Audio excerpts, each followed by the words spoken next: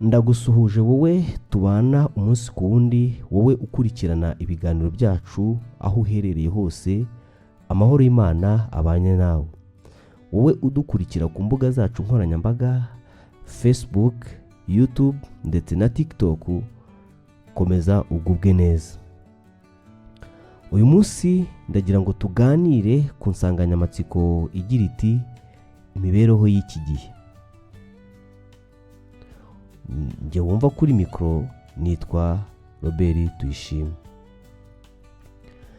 Iyo twitegereje uko abantu babayeho muri iki gihe, dusanga hari byinshi byahindutse ugereranyije n'imyaka yashize. Isi iragenda itera imbere ku muvuduko munini cyane, cyane cyane urwego rw'ikoranabuhanga, ubukungu, uburezi ndetse n'imibereho rusange y'abaturage.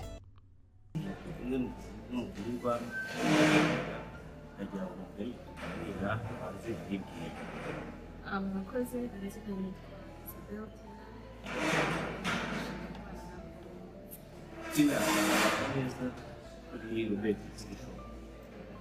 ese imibereho y'iki gihe, umuntu avuze imibereho y'iki gihe wakumva iki?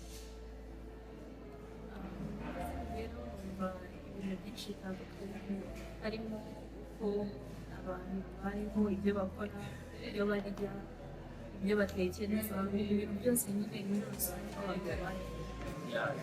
Ibyo barya, ibyo batekereza. Ese ni izihe mpinduka zirimo muri iki gihe?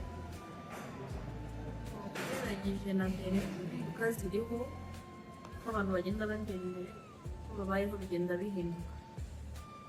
Nk'uko tuvuze, nk'uko umuntu yari abayeho muri 2000, ntabwo ariko abayeho uyu munsi mu 2026, biratandukanye cyane. Kuri icyo gihe wasangaga abantu benshi batunzwe n'imirimo y'amaboko, batunzwe n'ibintu gukora imirimo y'ubwikorezi, ibintu nk'ibyo ngibyo, ariko abantu basigaye batunzwe mu bintu byinshi cyane bitandukanye, bagiye batandukanye mu buryo. Ese tuvuze ku bukungu, ubona ubukungu muri iki gihe buhagaze gute? Ubukungu muri rusange ntabwo buhagaze neza.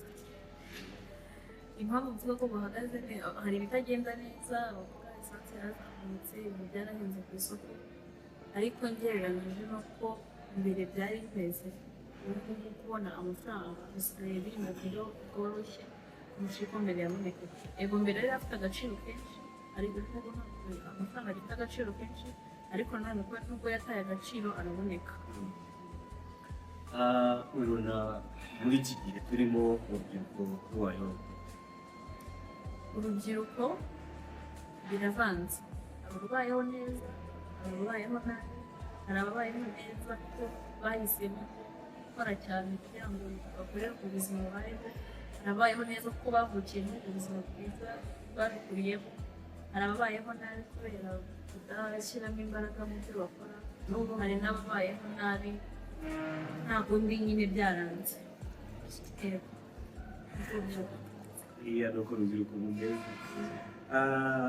Izihe nama watanga kugira ngo abantu badukurikiye bagire uburyo bitwara nk'ibihe by'imyezi ikadukora hari imihindagurikire y'ubukungu?